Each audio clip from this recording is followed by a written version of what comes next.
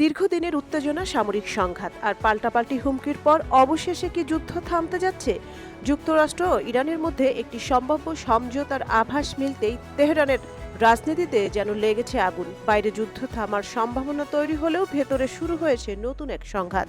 New York টাইমসের এক বিস্ফোরক প্রতিবেদনে বলা হয়েছে, ইরানের ভিতরে শক্তিশালী একটি কঠোরপন্থী গোষ্ঠী যে কোনো মূল্যে এই চুক্তি আটকে দিতে মরিয়া হয়ে উঠেছে। তারা বলছে, ওয়াশিংটনের সঙ্গে আপোষ মানেই দুর্বলতা। ইরানের সংসদ এবং জাতীয় নিরাপত্তা কাউন্সিলের প্রভাবশালী কিছু সদস্য এর বিরোধী শিবিরে রয়েছে।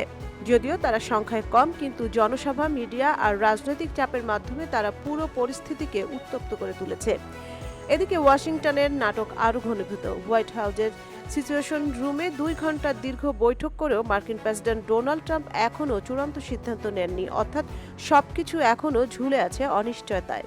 অন্যদিকে ইরানের প্রধান আলোচক মোহাম্মদ বাঘের গালিবাফ স্পষ্ট জানিয়ে দিয়েছেন, আমরা আমেরিকাকে বিশ্বাস করি না, আগে পদক্ষেপ নিতে হবে তাদের। কিন্তু সবচেয়ে বড় চমক, এই দ্বন্দ্ব এখন শুধু রাজনীতিবিদদের মধ্যেই সীমাবদ্ধ নেই, পৌঁছে গেছে খামেনি পরিবারের ভেতরেও।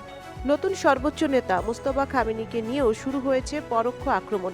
এমনকি একজন রক্ষণশীল আইন প্রণেতা ধর্মীয় উদাহরণ টেনে ইঙ্গিতপূর্ণ মন্তব্য করেছেন, যা রাজনৈতিক মহলে নতুন ঝড় তুলেছে। রাস্তায় নেমেছে কঠোরপন্থী সমর্থকরা। তাদের দাবি, ইরান যুদ্ধ জিতেছে, তাই চুক্তির শর্ত নির্ধারণ করবে ইরান। তবে পরিস্থিতি এতটাই জটিল হয়ে উঠেছে যে নতুন সর্বোচ্চ নেতা মোস্তফা খামেনি নিজেই সতর্ক বার্তা দিয়েছেন, অভ্যন্তরীণ এই বিভাজন শুধু শত্রুপক্ষকেই শক্তিশালী করবে।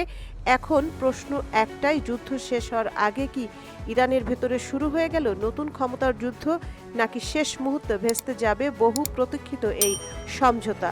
সময় দেবে সেই উত্তর। সঞ্জিদা জুথি, সারা বাংলা।